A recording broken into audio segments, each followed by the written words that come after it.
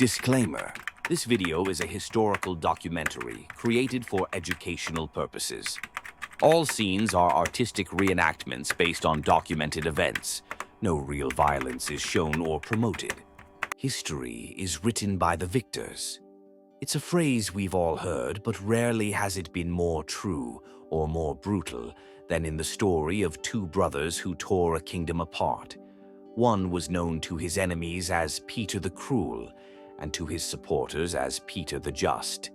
The other was his illegitimate half-brother, Enrique of Trastámara, a man with nothing to lose and a crown to gain.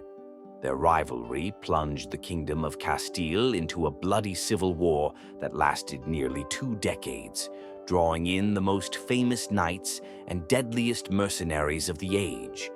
But this war wouldn't be decided on the battlefield. It would end in a tent, with a lie, a betrayal, and a final desperate struggle between two brothers for a single throne.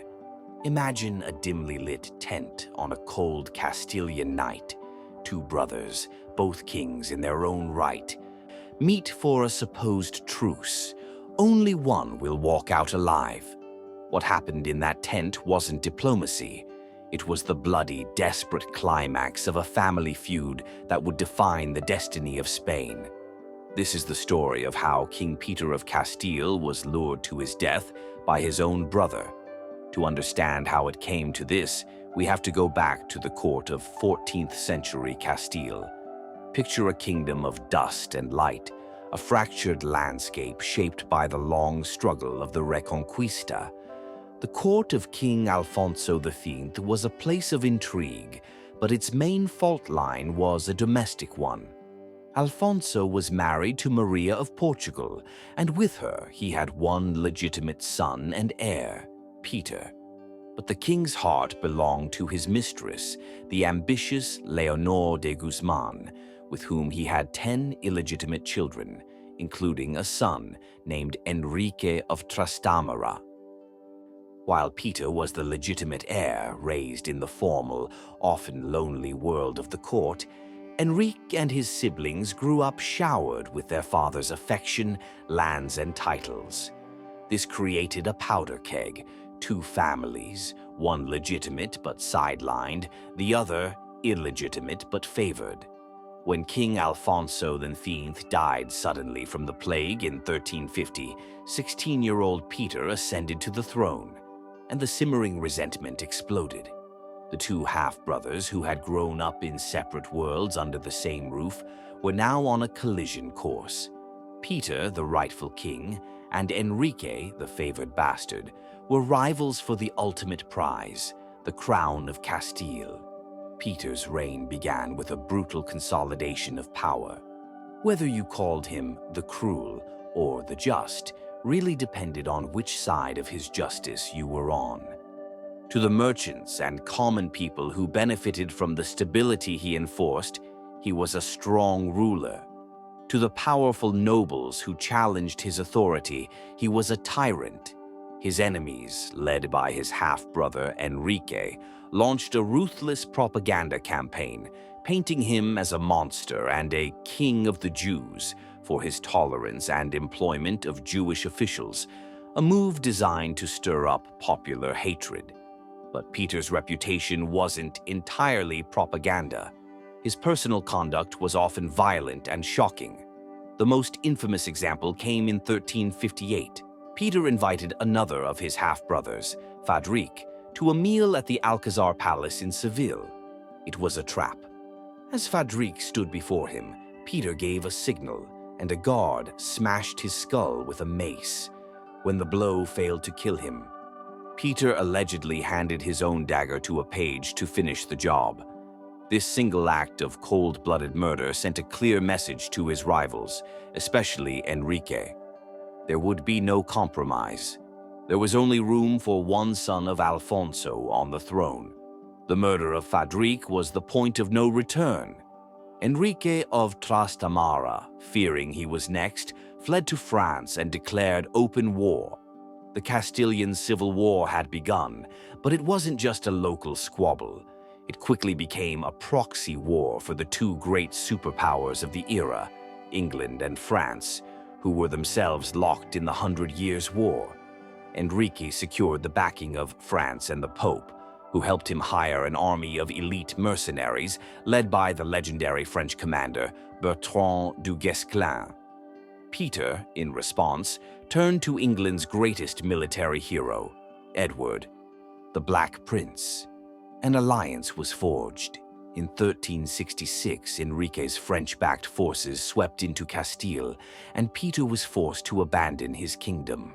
He took his two daughters, Constance and Isabella, and sought refuge with the Black Prince in English-held Gascony, promising vast sums of money and land in exchange for his help. The stage was set for a monumental clash.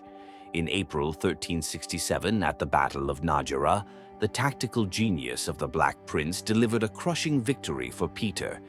Enrique's army was shattered, Bertrand du Guesclin was captured, and Enrique himself barely escaped with his life.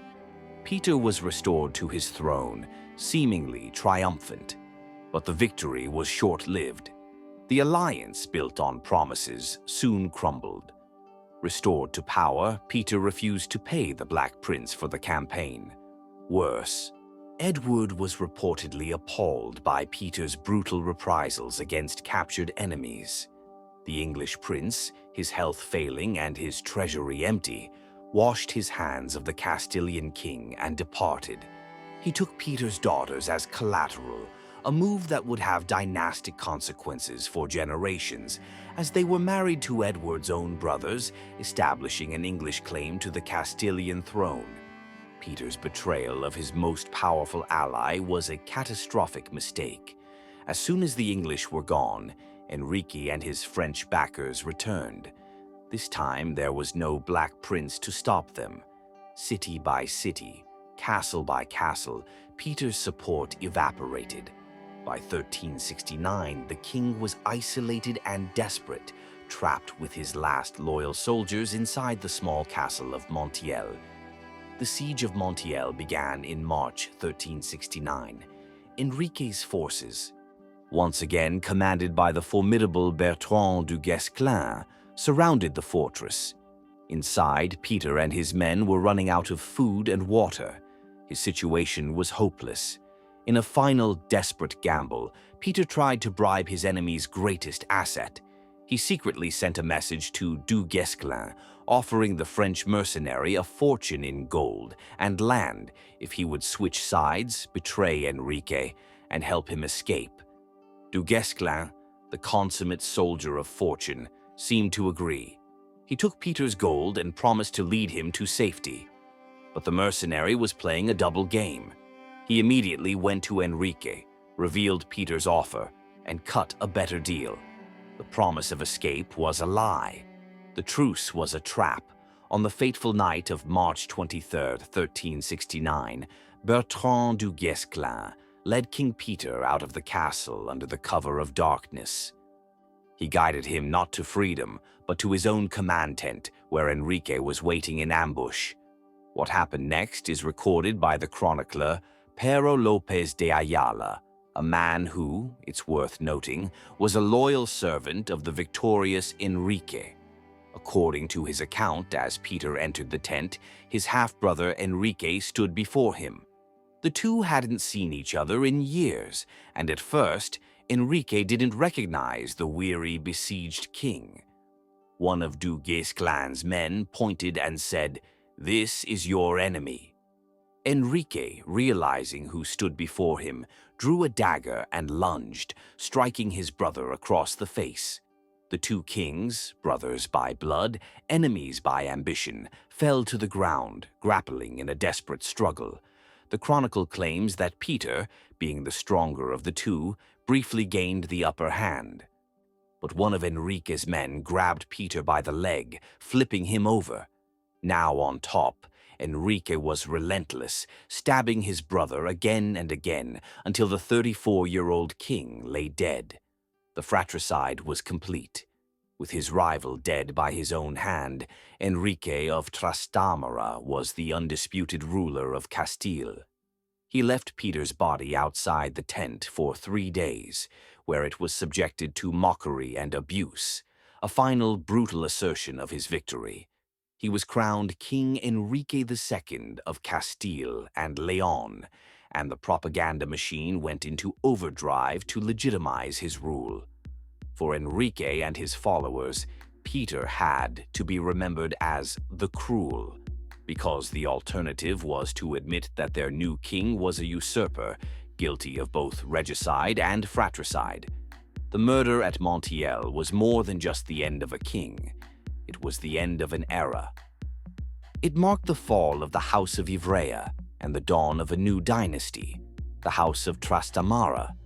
This new royal line, born from an illegitimate son in an act of bloody betrayal, would rule Castile for over 150 years. In a final twist of fate, the Trastámara dynasty would go on to produce Spain's most famous monarchs, Isabella I of Castile and Ferdinand II of Aragon, whose marriage would unite Spain and lay the foundation for a global empire. The story of Peter the Cruel is a grim reminder that in the deadly game of thrones, the bonds of blood are often the first to be broken. His death wasn't just a murder. It was an event that forged a new kingdom from the ashes of betrayal and fratricide, changing the course of Spanish history forever. The story of Peter and Enrique is one of countless royal betrayals that have shaped our world. Which infamous historical feud would you like to see us cover next? Let us know in the comments below. And for more stories about the deadliest family dramas in history, make sure to subscribe and hit that notification bell. Thanks for watching.